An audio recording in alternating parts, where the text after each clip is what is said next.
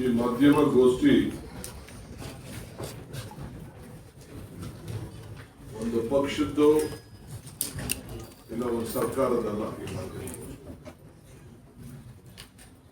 ಇಡೀ ರಾಜ್ಯದಲ್ಲಿ ಇರುವಂತ ಎಲ್ಲ ಕೂಲಿ ಕಾರ್ಮಿಕರ ಬದುಕು ಜೊತೆಗೆ ಗ್ರಾಮೀಣ ಪ್ರದೇಶದ ಅಭಿವೃದ್ಧಿ ವಿಚಾರದಲ್ಲಿ ಕಳೆದ 20 ವರ್ಷದಿಂದ ಏನು ನಮ್ಮ ಹಳ್ಳಿಯ ಜನ ದುಡಿದು ಬೆವರು ಸುರಿಸಿ ಆ ಊರನ್ನ ಅಭಿವೃದ್ಧಿ ಮಾಡ್ತಾ ಇದ್ರು ಮತ್ತು ವೈಯಕ್ತಿಕವಾದಂತ ಅವರ ಬದುಕಿನಲ್ಲಿ ಒಂದು ಶಕ್ತಿ ತುಂಬುತ್ತಾ ಇತ್ತು. ಅದಕ್ಕೆ ಇವತ್ತು ಒಂದು ಕೊನೆಯ ಇತಿಹಾಸವನ್ನ ಎಳೆದಿದ್ದಾರೆ. ನನಗೆ ಆಶ್ಚರ್ಯ ಆಗ್ತದೆ.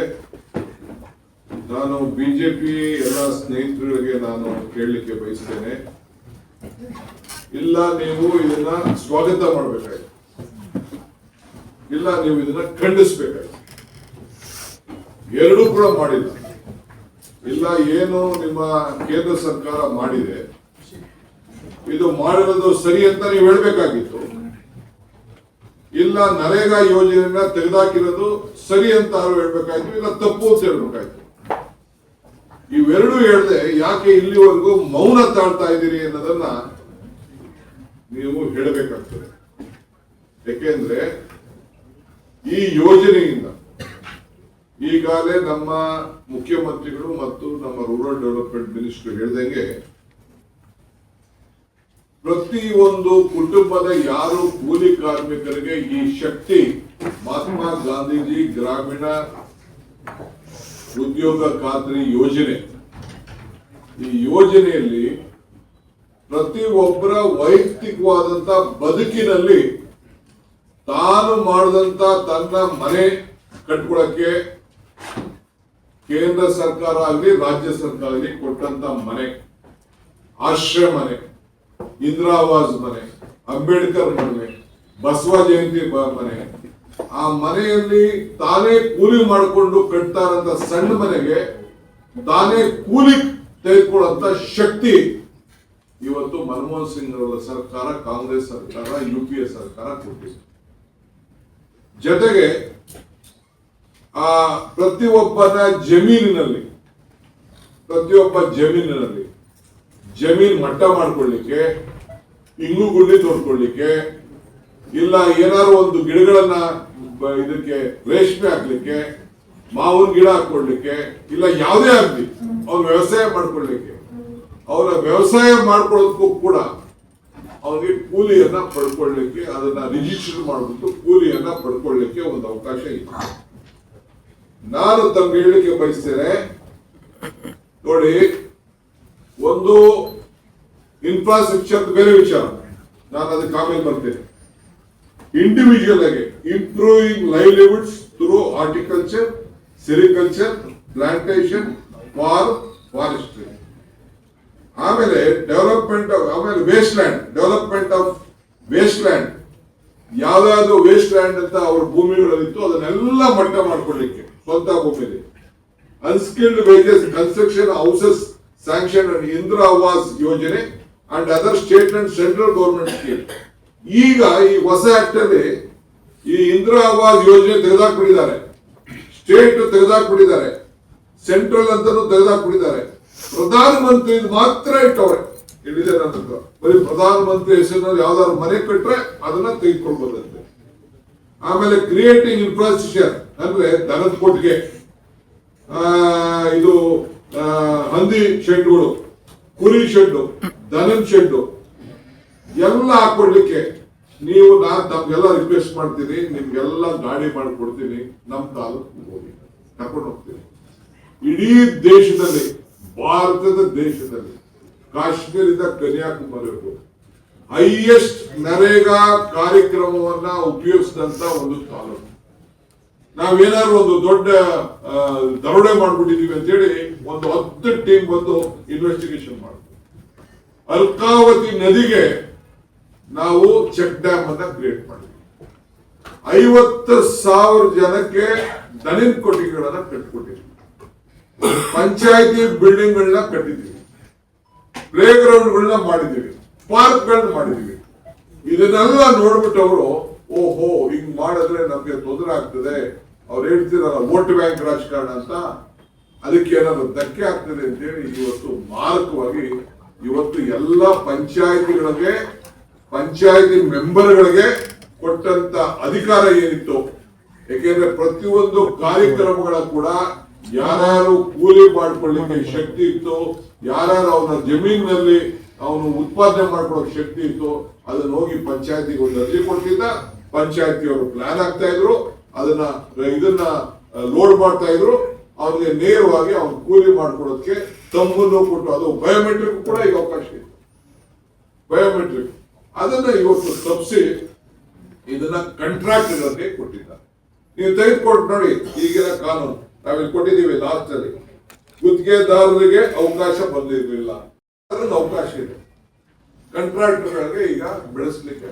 ಅದು ಏನು ಕೇಂದ್ರ ಸರ್ಕಾರದಿಂದ ನೇರವಾಗಿ ಆರ್ಟಿಫಿಷಿಯಲ್ ಇಂಟೆಲಿಜೆನ್ಸ್ ಉಪಯೋಗಿಸಿ ಅಲ್ಲಿಂದನೇ ಹೇಳ್ತಾರಂತೆ ಯಾವ ತಾಲೂಕಲ್ಲಿ ಕೆಲಸ ಮಾಡಬೇಕು, ಯಾವ ಊರಿನಲ್ಲಿ ಕೆಲಸ ಮಾಡಬೇಕು ಅಂತೇಳಿ.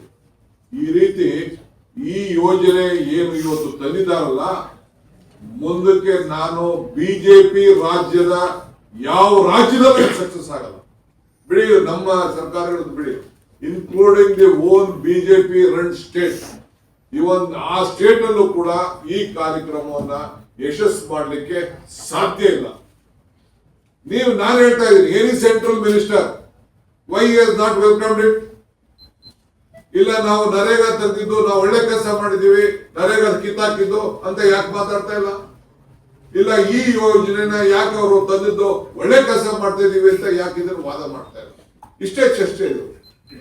ಅದನ್ನ ನಮ್ಮ ಮುಖ್ಯಮಂತ್ರಿ ಹೇಳಿದ್ರು, ಇದು ಎಲ್ಲೂ ಕೂಡ ಚರ್ಚೆ ಆಗಿಲ್ಲ ಅನ್ನೋ ಇದನ್ನ ಈ ಸಂದರ್ಭ ಹೇಳಲಿಕ್ಕೆ ನಾನು ಬಯಸ್ತಾ ಇದ್ದೀನಿ. ನಾವು ಬೇರೆ ಬೇರೆ ನೀವು ನೋಡಿ, ನಾನು ನಿಮ್ಗೆ ಯಾಕೆ ಹೇಳ್ತಾ ಇದ್ದೀನಿ ಅಂದ್ರೆ, ಸೀಯಿಂಗ್ ಇಸ್ ಬಿಲೀವಿಂಗ್. ನಮ್ಮಲ್ಲಿ ಯಾವ ರೀತಿ ನಾವು ಕೆಲಸ ಮಾಡ್ಲಿಕ್ಕೆ ಅವಕಾಶ ಇದೆ ಅಂತ ನಿಮ್ಗೆ ಯಾರು ಬೇಕಾದ್ರೆ ಹೇಳಿ, ಒಂದಷ್ಟು ಹೆಲಿಕಾಪ್ಟರ್ಗಳು, 2-3 ಹೆಲಿಕಾಪ್ಟರ್ ಮಾಡಿ ಕಳಿಸ್ಕೊಡ್ತೀವಿ. ನೀವು ಹಾವೇರಿ ಜಿಲ್ಲೆಗೆ ಹೋಗಿ, ಒಂದೊಂದು ತಾಲೂಕಲ್ಲಿ 5ರಿಂದ 10,000 ಇಂಗು ಗುಂಡಿಗಳನ್ನು ಮಾಡಿದ್ದಾರೆ. ಇಂಗು ಗುಂಡಿಗಳು ನಾನು ನೋಡಿದ್ದೀನಿ, ಕಣ್ಣೆಲ್ಲ ನೋಡಿದ್ದೀವಿ ಹಾವೇರಿ ಜಿಲ್ಲೆಯಲ್ಲಿ.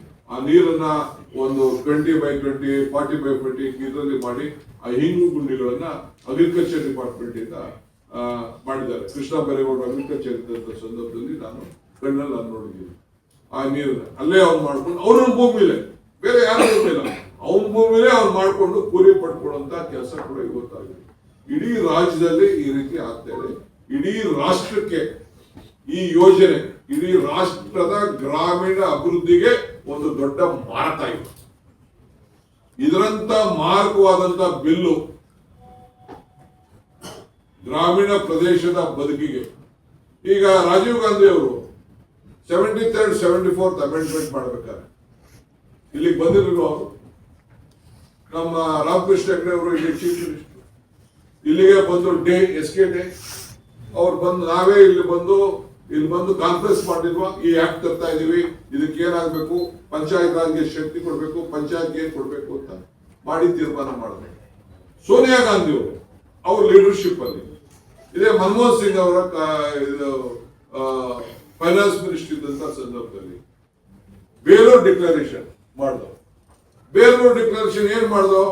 25 ಇಲಾಖೆಗಳಲ್ಲಿ ಪಂಚಾಯತಿಗಳಿಗೆ ಶಕ್ತಿ ತುಂಬುವಂತ ಕೆಲಸ ಮಾಡ್ತಾರೆ. ಆ ಶಕ್ತಿ ತುಂಬುವಂತ ಕೆಲಸದಲ್ಲೇ ಈ ನರೇಗಾ ಬಂದಿದ್ದು. ಎಲ್ಲ ಇಲಾಖೆಗೆ ಸಂಬಂಧಪಟ್ಟ ಎಲ್ಲ ಅಂಗನವಾಡಿಗಳಿಗೆ ನೋಡಿ, ಅಂಗನವಾಡಿ ಬಿಲ್ಡಿಂಗ್ ಕಟ್ಟಲಿಕ್ಕೆ, ಗ್ರಾಮ ಪಂಚಾಯತಿ ಆಫೀಸ್ ಕಟ್ಕೊಳ್ಳಿಕ್ಕೆ, ವುಮನ್ ಸೆಲ್ಫ್ ಹೆಲ್ಪ್ ಗ್ರೂಪ್ ಕಟ್ಟಲಿಕ್ಕೆ, ಫೆಡರೇಷನ್, ಸೈಕ್ಲೋನ್ ಶೆಲ್ಟರ್ಗಳು, ನಮ್ಮ ಇದಕ್ಕೆ ಕ್ರಿಮಿಟೋರಿಯಂಗಳು ಬ್ಲಾಕ್ ಲೆವೆಲ್ ಅಲ್ಲಿ ಎಲ್ಲ ಕೂಡ ಕಟ್ಟಲಿಕ್ಕೆ ಒಂದು ಅವಕಾಶ.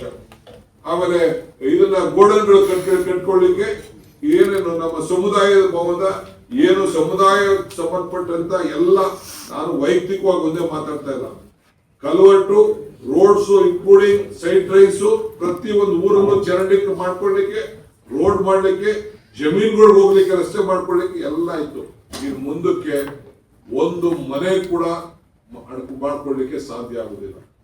ಒಂದ್ ಊರಲ್ಲಿ ಒಂದು ಚರಂಡಿ ಮಾಡ್ಕೊಳ್ಳಿಕ್ಕೆ ಸಾಧ್ಯ ಇಲ್ಲ. ಎಲ್ಲದಕ್ಕೂ ಕೂಡ ಇವತ್ತು ಕೂಲಿ ಇತ್ತು. ಇದಕ್ಕೆ ನಿಲ್ಲಿಸಿದ್ದಾರೆ.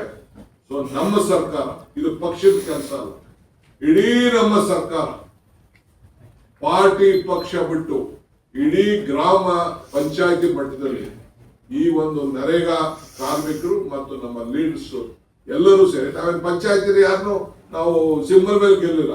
ವಿ ವಿಲ್ ಇನ್ವೈಟ್ ಎವ್ರಿವನ್, ಎಲ್ಲರಿಗೂ ನಾವು ಆಹ್ವಾನ ಕೊಡ್ತೇವೆ. ಇದಕ್ಕೆ ಬಂದು ಅಲ್ಲಿ ಸಮಾವೇಶ ನಡೆಸ್ತೇವೆ, ಗ್ರಾಮ ಸಭೆಗಳು ನಡೆಸ್ತೇವೆ, ಅಲ್ಲಿ ಚರ್ಚೆ ಮಾಡ್ತೇವೆ. ಅದಾದ್ಮೇಲೆ ತಾಲೂಕ್ ಲೆವೆಲ್ ಬರ್ತೀವಿ, ಅದಾದ್ಮೇಲೆ ಜಿಲ್ಲಾ ಲೆವೆಲ್ ಬರ್ತೀವಿ, ಅದಾದ್ಮೇಲೆ ರಾಜ್ಯದ ಮಟ್ಟಕ್ಕೆ ಬರ್ತೀವಿ. ಇದು ಆಂದೋಲನ ರೀತಿಯಲ್ಲಿ ಇದನ್ನ ವಾಪಸ್ ಅವರು ತೆಗೆದುಕೊಳ್ಳಲೇಬೇಕು. ಯಾವ ರೀತಿ ಫಾರಂ ಬಿಲ್ ನ ವಾಪಸ್ ತೆಗೆದುಕೊಂಡ್ರು 3 ಬಿಲ್ಗಳನ್ನ, ಅದಕ್ಕೆ ನಾವು ಮಾಡ್ತೇವೆ. ಅದಕ್ಕೆ ಬಿಜೆಪಿ ಅವರು ಮುಂದಕ್ಕೆ ನಾನು ಅಪೀಲ್ ಮಾಡ್ತೀನಿ, ಇನ್ನು ಮುಂದಕ್ಕೆ ನಿಮ್ಗೆ ಯಾವ ಕಾರಣಕ್ಕೂ ಮಹಾತ್ಮ ಗಾಂಧೀಜಿ ಪ್ರತಿಮೆ ಮುಂದೆ ಕೂತ್ಕೊಳ್ಳಕ್ಕೆ ಹಕ್ಕಿಲ್ಲ. ಆ ಹಕ್ಕನ್ನ ನೀವು ಕಳ್ಕೊಂಡಿದ್ದೀರಿ. ನಿಮ್ಮ ಕಚೇರಿಗಳಲ್ಲಿ ಮಹಾತ್ಮ ಗಾಂಧೀಜಿ ಆಫೀಸನ್ನ ಫೋಟೋ ಹಾಕೊಳ್ಳಿಕ್ಕೂ ಕೂಡ ನಿಮ್ಗೆ ಹಕ್ಕಿಲ್ಲ, ಯೋಗ್ಯತೆನೂ ಇಲ್ಲ. ಅದನ್ನು ಕೂಡ ಇವತ್ತು ನೀವು ಕಳ್ಕೊಂಡಿದ್ದೀರಿ. ಅವ್ರ ಹೆಸರನ್ನ ತೆಗೆದ ಮೇಲೆ ನಿಮ್ಗೆ ಎಲ್ಲಿದೆ ಹಕ್ಕು? ಅವ್ರ ಹೆಸರನ್ನ ಪ್ರತಿಯೊಂದು ಗ್ರಾಮೀಣ ಪ್ರದೇಶದಲ್ಲಿ, ಒಂದು ಶಾಲೆಯಲ್ಲಿ, ಒಂದು ಗೌರ್ಮೆಂಟ್ ಆಫೀಸಲ್ಲಿ, ಎಲ್ಲ ಕಡೆನೂ ನಾವು ಹಾಕೊಂಡು ಮಹಾತ್ಮ ಅನ್ನೋ ಹೆಸರನ್ನ ನೀವು ತೆಗೆದಾಕಿದಿರಲ್ಲ, ಇದು ಮನುಷ್ಯತ್ವನ ನಿಮ್ಗೆ? ಸೊ ಅದಕ್ಕೆ ನೀವು ನೈತಿಕವಾದಂತಹ ಹಕ್ಕನ್ನ ಕಳ್ಕೊಂಡಿದ್ದೀರಿ. ಮಹಾತ್ಮ ಗಾಂಧೀಜಿ ಭಾಷಣ ಮಾಡೋದು ಬೇಡ, ಅವ್ರ ಊರಾರ ಹಾಕೋದು ಬೇಡ. ಅವ್ರ ಹೆಸರನ್ನ ಯಾರು ಒಬ್ಬ ಮಹನೀಯರು, ಈಗ ಜವಾಹರ್ಲಾಲ್ ನೆಹರು ಅವರ ಹೆಸರಿನಲ್ಲಿ ನಾವು ಮಕ್ಕಳ ಜಯಂತಿ ಅಂತ ಮಾಡ್ತಾ ಇದ್ದೀವಿ. ಡಾಕ್ಟರ್ ರಾಧಾಕೃಷ್ಣ ಅವರ ಜನ್ಮದಿನ ಟೀಚರ್ಸ್ ಅಂತ ನಾವು ಮಾಡ್ತಾ ಇದ್ದೀವಿ. ಚರಣ್ ಸಿಂಗ್ ಅವರ ಜನ್ಮದಿನವನ್ನ ನಾವು ನಮ್ಮ ರೈತರದ್ದು ಅಂತ ನಾವು ಮಾಡ್ತಾ ಇದ್ದೀವಿ.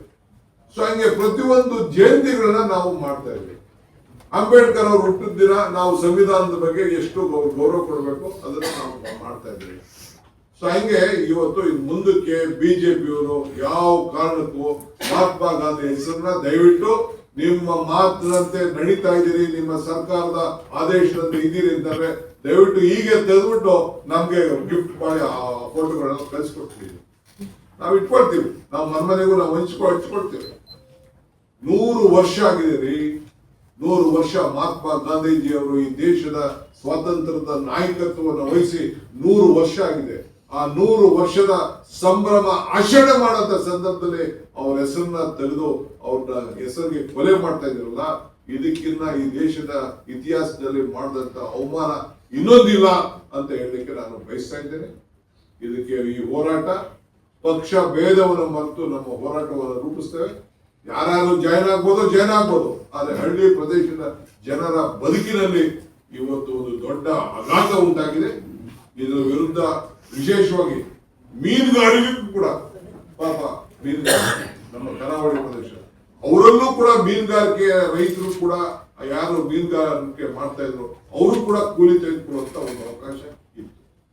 ನಾನು ಪ್ಲಾಂಟೇಶನ್ ಮಾತಾಡಕ್ ಹೋಗ್ತೇನೆ, ಪ್ಲಾಂಟೇಶನ್ ಅಲ್ಲೂ ಕೂಲಿ ಮಾಡ್ಕೊಳಕ ಇತ್ತು.